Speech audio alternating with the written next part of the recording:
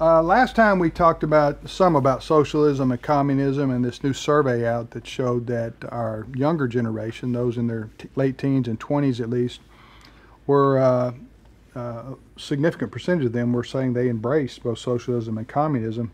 But the question is, do they even know what they're talking about? I'm Tim Wildman with Abraham Hamilton III and Ed Vitagliano.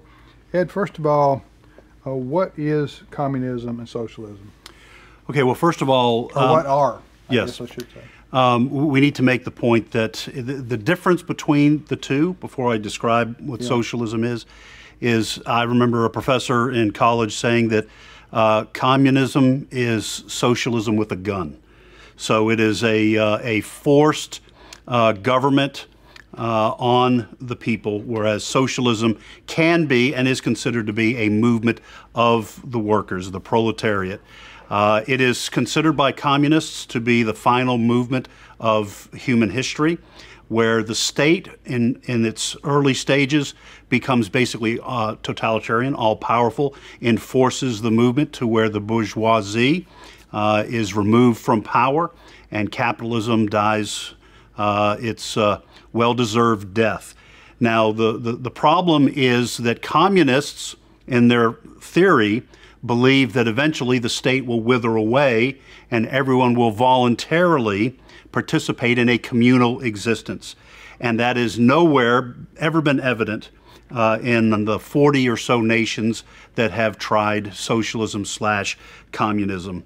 And I don't think it's possible, because we all know as Christians, human nature will never get to the point where everyone will agree to simply work and share their goods equally. That's just not human nature. And it's completely contrary to our American way of life. Yes. And our history, right? It is. Founded on a representative government and the free enterprise system. Right. Hey, what Ed's talking about there, do we see that this survey we talked about earlier and the modern Democrat Party, are they embracing what Ed's talking about?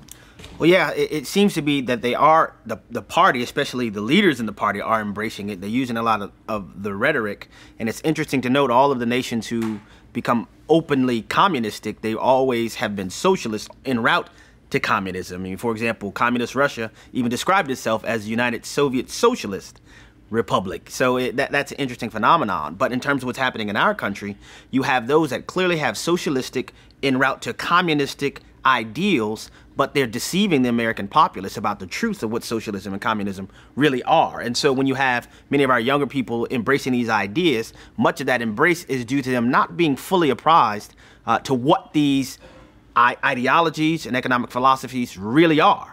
You know, when people talk about the Green New Deal, for example, there's a lot of support on the surface, but when you start drilling down into, well, do you really want to get rid of all air travel? Do you really want to get rid of, I don't know, cows? Do you really want to get rid of all of this stuff? People don't accept it. And so what is being presented by the Democratic Party seems to be a repeat of what has happened in other countries like Venezuela, to where they're getting the nose under the door and then to have the socialistic, communistic behemoth come down on the populace thereafter. Other than these things, everything's great right now in America. But what Abe's talking about is represented by the modern Democrat Party. Not all of them, but a large percentage of them. So we are going to have to watch what happens there. Thanks for joining us on Reason and Company.